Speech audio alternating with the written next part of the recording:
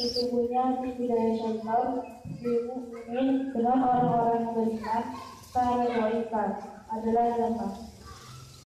Nih. Dan celakalah jika kamu melawan Apa? Melawan. Enggak kok. Sebelumnya. Dan celakalah. Wahia celakalah.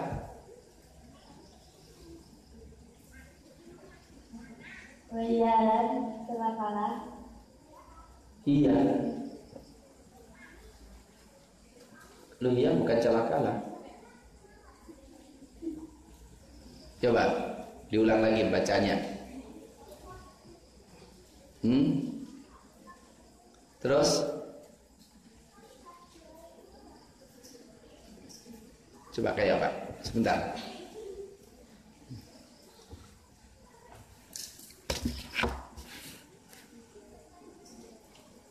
Wahia itu apa? Wahayahu artinya apa? Lemah. Ya. Lemah. Jokowi melawan Faidillah bin Nabi tangan Allah dengan orang-orang kafir. Ya. Baik. Ini penting banget. Perhatikan nih. Coba perhatikan satu ayat tapi luar biasa. Allah menggunakan fi'il apa? Fi'il mudhari atau fi'il amr? Fi'il mudhari ya. Alladzina amanu yuqatiluna fi sabilillah. Orang-orang beriman itu berperang di jalan Allah. Fi'il mudhari menunjukkan apa? Satu, istimroriyah, terus menerus. Jadi orang beriman itu perang terus menerus. Atau istiqbaliyah, yang akan datang perang. Wal haliyah, sekarang perang. Ya Allah. Nih, orang beriman itu berperang di jalan walladzina kafaru, dan orang-orang kafir yuqatiluna fi sabilin, berperang di jalan tauhid setan. Faqatilu awliya asyaiton, maka perangilah wali-wali setan, teman-teman setan atau penolong-penolong setan.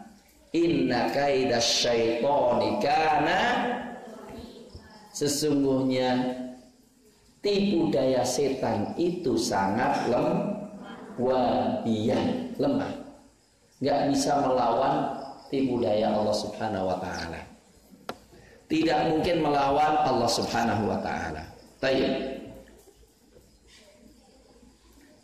Ayat ini menunjukkan kita semua itu berperang. Ayat ini menunjukkan orang beriman berperang. Kita berperang nggak? Kita berperang nggak? Enggak. Berarti yang salah siapa? Orang kafir memerangi kita nggak? Yuqatilun, artinya memerangi kan? Orang kafir memerangi kita dan kita nggak memerangi mereka. Terus gimana? Pasti habis ya. Perang itu ada tujuannya. Apa tujuan perang? Apa tujuannya membunuh kita? Karena kita nggak bunuh berarti perang. Tujuannya apa? Perang ideologi, perang akidah, perang apa? Iman. Siapa iman yang menang? Iman yang berkuasa, imannya siapa? Nah, saya tanya, mereka berperang untuk supaya ideologi budaya mereka menguasai Indonesia. Indonesia banyak kafirnya atau banyak muslimnya? Benar. Ya, Quran dari orang-orang Indonesia berapa persen? Nggak lebih daripada 5%.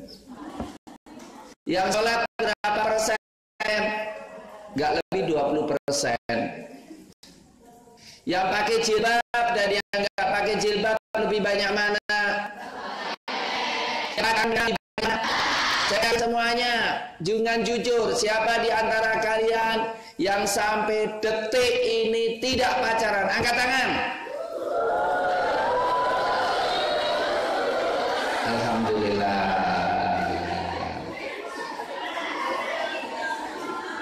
Alhamdulillah. Saya tanya di universitas berapa yang nggak pacaran? Nggak ada yang angkat. Berarti masalah kan? Nah, sekarang kita tanya, pikiran kita diarahkan oleh Quran atau diarahkan oleh Quran? Alhamdulillah, berarti menang kalian. Kalian lebih diarahkan cara berpikir marah kalian, gengsi kalian, diarahkan oleh televisi dan iklannya atau diarahkan oleh Qurannya? Quran. Alhamdulillah. Kalian itu kalau sedih karena dunia atau karena terlambat sholat?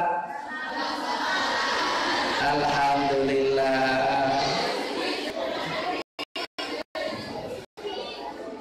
Jadi nangis gara-gara nggak hafal Quran atau gara-gara nggak dikasih uang saku sama orang tua?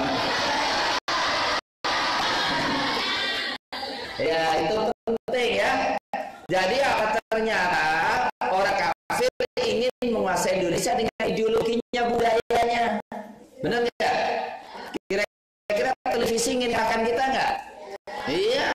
Maka kalau nonton televisi, iklan kalian diarahkan. Saya tanya dulu ya, siapa di antara kalian di rumahnya tidak ada televisi? Angkat tangan.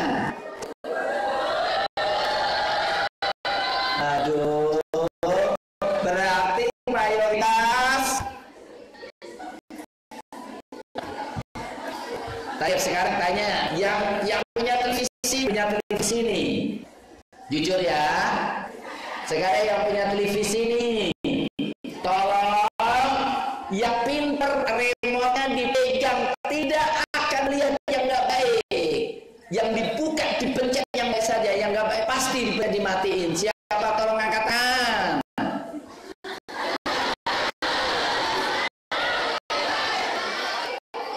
Ya Allah. Siapa di antara kalian dia tidak tahu kontrolnya dipegang, pokoknya baik atau buruk nggak pernah dikontrol? Siapa? Angkat tangan. Nggak yang angkat. Alhamdulillah, berarti nggak pakai. Oh, ternyata banyak yang punya televisi tidak dilihat tuh televisinya itu.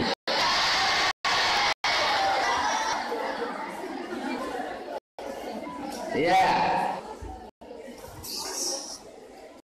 Siapa yang cita-cita di antara kalian ingin menjadi muhafizah dan ustadzah? Angkat tangan. Alhamdulillah. Mestinya semuanya. Ya, yang jadi apa? Yang jadi dokter, aku ingin jadi dokter tapi jadi ustadzah. Begitu. Siapa yang ingin jadi dokter dan ustadzah? Angkat tangan. Masya Allah. Ya. Oke. Perhatikan nih. Indonesia pernah nggak? Contoh. Megawati ngomong pribumi nggak bisa salahin. Yang kedua, SBY ngomong pribumi biasa saja. Giliran Anies dan Sandi baru ngomong, disinilah kita harus perjuangkan, pribumi harus merdeka, jangan sampai dijajah. Tiba-tiba langsung dilaporkan ke polisi. Iya, dilapor ke polisi. polisi. Kenapa? Itu namanya ujaran kebencian. Itu jadi kira-kira ada perang nggak? Ada perang. Perang. Terus di Magelang kemarin apa? Dan sudah diperlihatkan kepada kita, bikin spanduk, kali sesuatu belilah dari pribumi, itu langsung diproses polisi. Berarti ada masalah nggak? Ada sangat. Karena pribumi miskin-miskin, hendaklah kalau kita beli bantu saudara kita pribumi, wajar nggak? Tapi ternyata bermasalah besar. Tadi ternyata buku keterangan Pancasila bahwa liberal dan komunis masuk di dalamnya. Apa nggak ngeri itu? Sedang ngomong dengan kalian ya. Nah, saya ada filmnya itu. Iya. Jadi apa? Perlu kalian ketahui bahwa orang kafir berperang untuk kekufurannya. Kalian diam atau kalian nggak diam, orang kafir berperang untuk kekufurannya. Dan mereka mempertahankan ideologinya.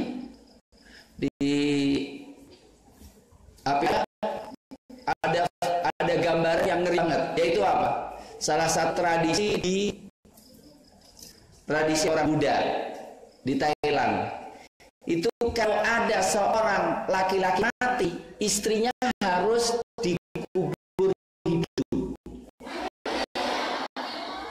Ini ada gambarnya, ini ada fotonya dan videonya. Jadi sebelum laki-lakinya itu, jenazahnya itu diturunin, maka perempuannya itu dipaksa untuk terlentang, kemudian ditutup kayu, kemudian diatasin, kemudian ditutup kayu, langsung ditutup dengan apa? Nah, dan mereka berjuang untuk kekufurannya. Kami siap untuk membunuh 2/3 dunia supaya seluruh dunia semuanya. Iya, kan komunis ngomong haram beragama, nggak boleh beragama, haram bertuhan. Dan ternyata peperangan itu ada. Kalau kalian nggak tahu perang, berarti tidur kan? Hati-hati, setan menggoda kita, setan musuh kita, orang kafir musuh kita. Di antaranya supaya kita nggak bangga dengan Islam kita, supaya kita nggak bangga dengan kerudung kita, nggak bangga dengan pakaian muslimah kita. Ya. Alhamdulillah kemarin cukup menarik ya. Di mana di UNS ada seorang dosen wanita, akhwat, pacar, ngajar di Fakultas Pertanian. Ngomong dengan saya, tolong Ustaz. Saya itu disuruh luar atau buka cadar. Sementara saya mahasiswi juga, kasihan mahasiswi itu. Bingung juga saya gimana caranya ya. Saya bebas, bukan US. Akhirnya saya mesej sama salah satu profesor yang dulu pernah jadi dekan di sana. Dan saya juga kirim ke rektor. Saya terima kasih UNS telah menaikkan pamornya sebagai universitas hafid yang banyak alfabet di UNS. Jangan sampai ini dirusaknya aturan yang baik kaum muslimin. Saya melihat pakai cadar tidak wajib. Cuma kita harus menghormati orang yang melihat pakai cadar itu wajib. Terima kasih Pak Rektor. Dijawab, terima kasih Ustaz. Jawabannya apa? Rektor membatalkan edaran dekan Fakultas Pertanian. Lumayan kan? Jadi harus perang kan? Harus perang. Ya. Di parlemen itu namanya ada penyetaraan gender. gender. Itu diperjuangkan oleh orang-orang kiri untuk mengatakan perempuan dan laki-laki itu sama. Nah kalau perempuan laki-laki sama, maka ya buat apa kawin laki-laki dengan perempuan, laki-laki dengan laki-laki, perempuan dengan perempuan. Itu yang mereka perjuangkan, itu di DPR loh.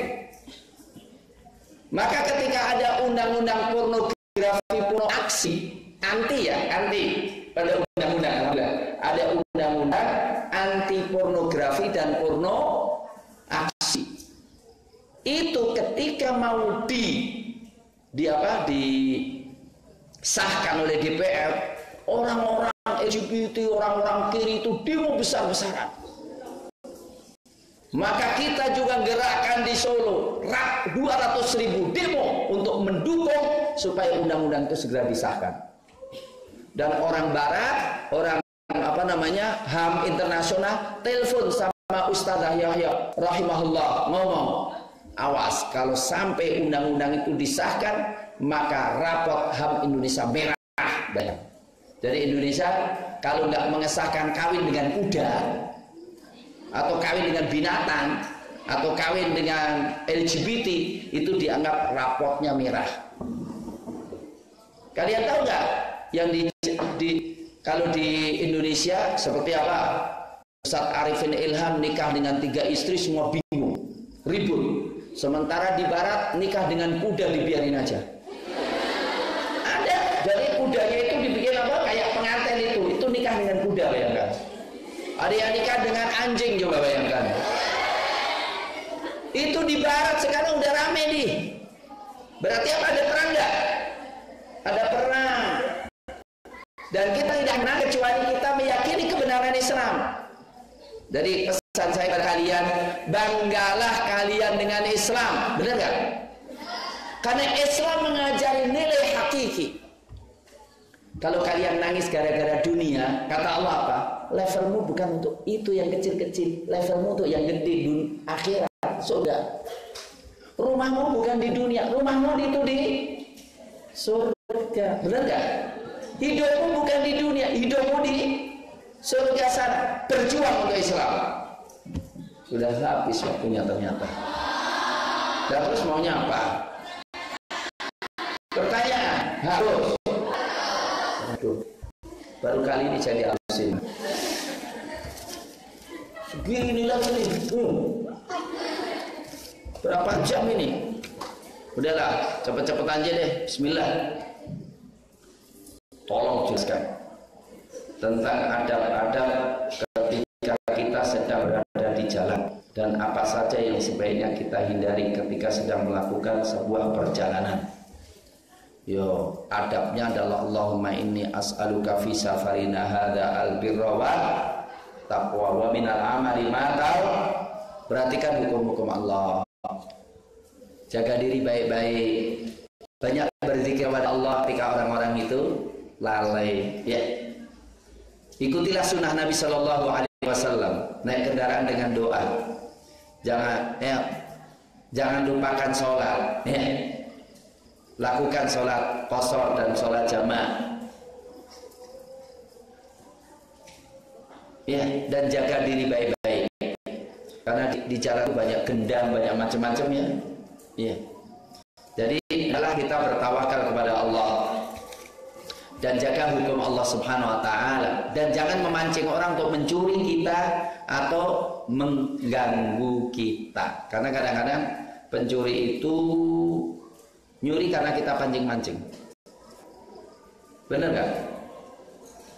Salah satunya ya memang saya pernah tidur, laptop saya karena saya depan, belakang kosong kan, saya tidur di kursi panjang itu, laptop saya bawa. Tasnya sih masih ada, tapi laptopnya udah nggak ada. Nah ini berarti mancing juga ini. Ya kalau tahu di mobil gitu ya harus diawasi barang kita. Mau tanya, apakah bisa jika di antara kita menjadi pengikut Imam Mahdi ketika melawan Dajjal? Atau memang hanya orang mukmin diam? Atau bagaimana? Ya kalau Imam Mahdi itu keluar, kalau kita bisa berbaik kepada beliau, kita bayar beliau, dukung beliau. Tapi Tapi jangan sampai kita berpikir akan melawan Dajjal. Dajjal harus kita hindari. Ya. Dajjal harus kita hindari. Kecuali kalau dengan Imam Mahdi lain bab ya. Tapi yang membunuh Dajjal bukan Imam Mahdi. Yang membunuh Dajjal siapa? Nabi Isa alaihi salam. Ya.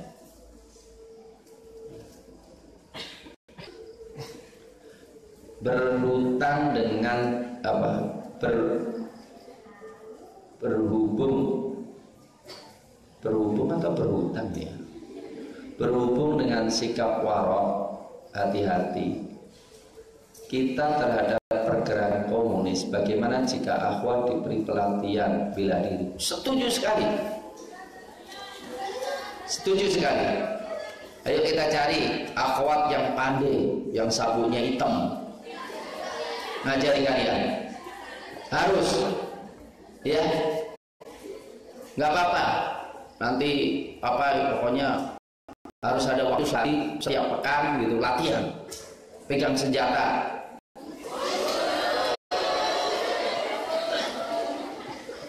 Iya, saya perintahkan untuk diadakan akhwat. Benarkah bahwa Nabi Muhammad SAW memperkirakan bahwa suatu saat nanti pemimpin-pemimpin Mekah murtad dan Turki kembali pada Islam? Nggak ada itu, nggak ada.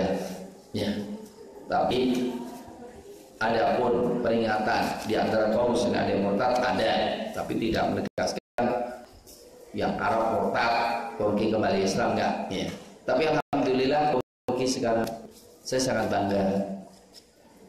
Iya, Ustaz Umar Faruk baru pulang dari mana? Dari Turki.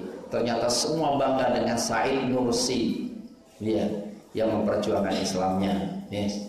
Dan siapa? Erdogan bangga dengan Muhammad Fatihnya. Ini mengisyaratkan Turki kembali pada Islam. Mudah-mudahan insyaallah Islam dijayakan oleh Allah Subhanahu Wa Taala. Bagaimana cara memuji orang lain yang dibenarkan dalam agama? Bagaimana derajat hadis yang mengatakan orang yang memuji orang lain seperti mematahkan leher orang yang dipuji, atau kita disuruh menaburkan pasir di rumah? Iya, kalau ingin memuji seorang dikatakan ahsibuhu wallahu hasibuh. Aku menyangka insya Allah mudah-mudahan beliau soleh, tapi Allah yang menghitungnya. Kalau bisa ngomongnya bukan di depannya, tapi di belakangnya. Ya, yang nggak boleh itu nyanjung-nyanjung di depannya setinggi langit, itu nggak boleh. Itu yang mencelakakan orang tersebut. Bagaimana pendapat orang yang pendapat Ustaz tentang orang yang nakal tapi hafalannya banyak?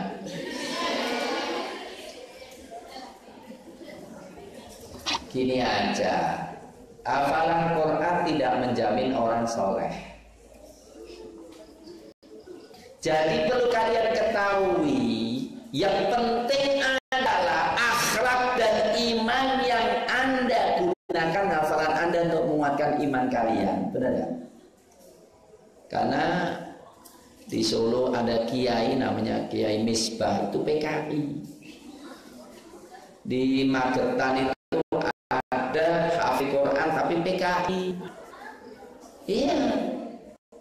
Untuk itu kalau ada yang nakal hafalan Quran, enggak kan?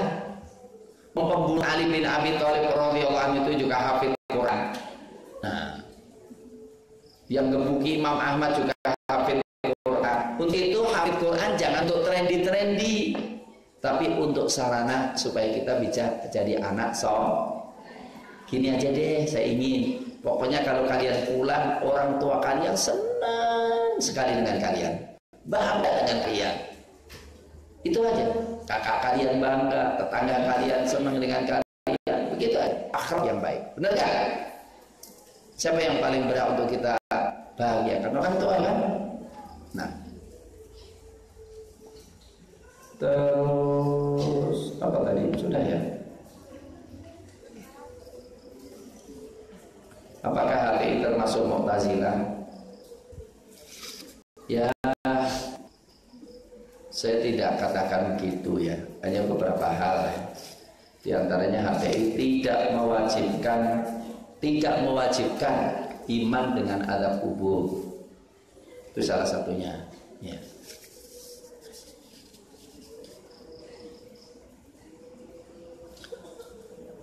Kenapa saya sulit untuk murojaah hafalan saya? Ya, apakah saya harus stop ziyadah untuk murojaah atau ada jalan lain? Insya Allah doanya lah jalan terus. Doa kepada Allah. Setiap kita kadang-kadang ada sandungan nih. Sandungan ayat tertentu sulit, terusi aja. Jangan menyerah. Ya. Perbanyak mengulang insya Allah. Kula takarrara. Setiap banyak diulang, maka lebih banyak menetap.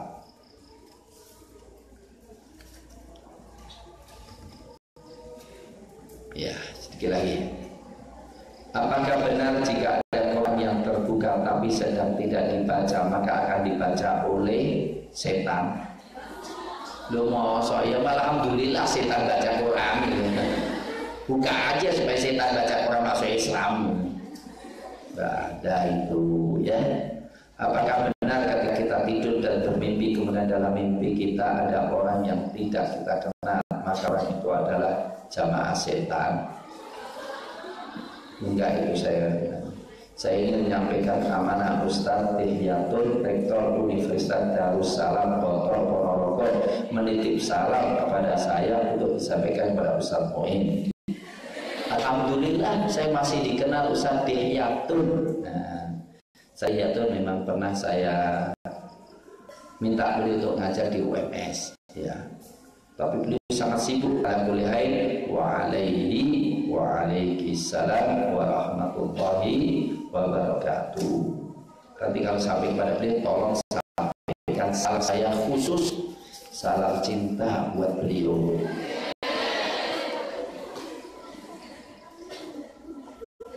Apakah ada hadis larangan meminta traktir? Contoh traktir aku, kamu habis menang MTQ. Apakah hadis larangan tentang itu? Ya ala kulli halin, tidak ada cara khusus. Mintanya itu minta untuk keakapan atau minta itu lain ya. Tapi jangan sampai kita ya meminta dalam arti merasa seakan-akan kita butuh. Tapi kalau hanya untuk keakraban, insya Allah sih dengan masalah. Dia traktir dong gitu kan. Traktirin dia benar datang, tapi kita bayarin dia gitu. Bagus ya. Traktirin dong satu kelas gitu kan. Kita ngomong gitu, tapi setelah ini kita bayarin dulu. Mau dibayarin, udah selesai. Bagus kan?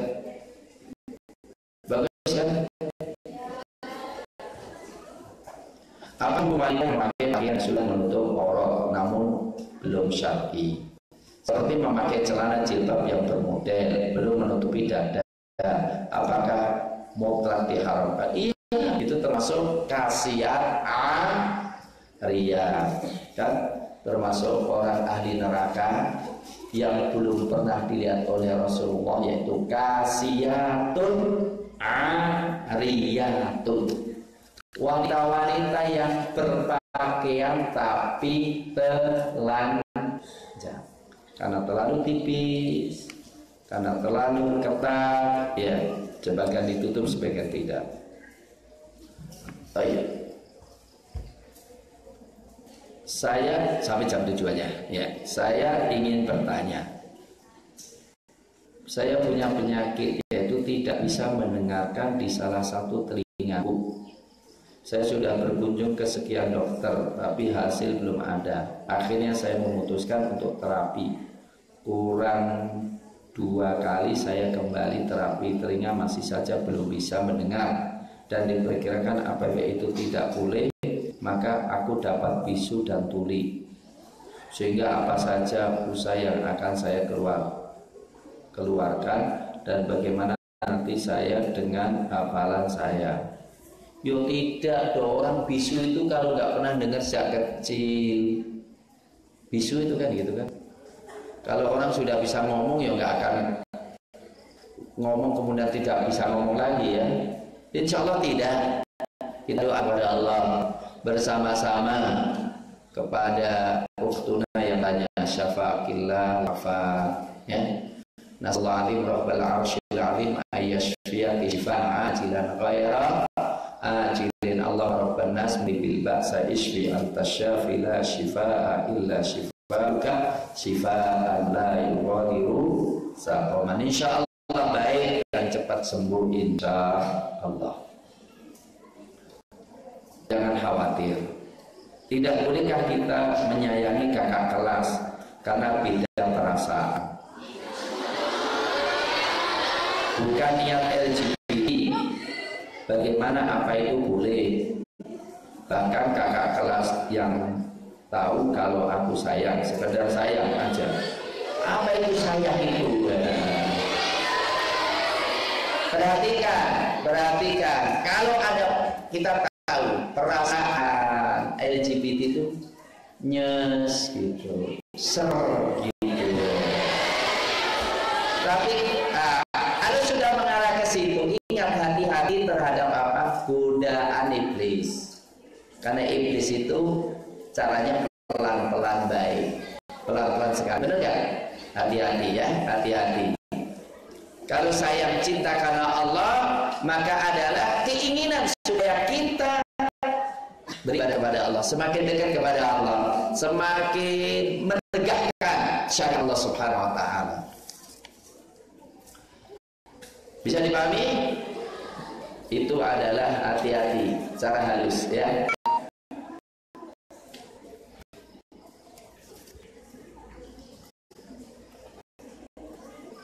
Apa hukumnya latah? Apakah diperbolehkan latah meskipun kata-kata yang diucapkan bukan kata-kata yang kasar seperti abu mumu? Apakah kalau yang seperti itu diperbolehkan? Saya katakan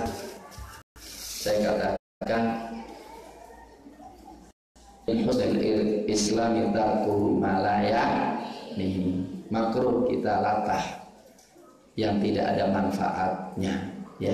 Makruh kita latah yang tidak ada manfaat, sesuatu yang tidak ada bahayanya, tapi sekedarnya, tapi jangan terlalu banyak latah ya. Wala taqfu ma laysa laka bihi ilmun inna sam'a wal basara wal fu'ad kullu dzaka anhu mas'ula ya. Jadi saya ingatkan baik-baik supaya jangan kita sering latah-latah. Saya kira demikian, mudah-mudahan bermanfaat. Sampai ketemu pada pekan yang akan datang. Aku qouli hada wa astaghfirullah wa lakum wa lisa'il muslimin. Assalamualaikum warahmatullahi wabarakatuh.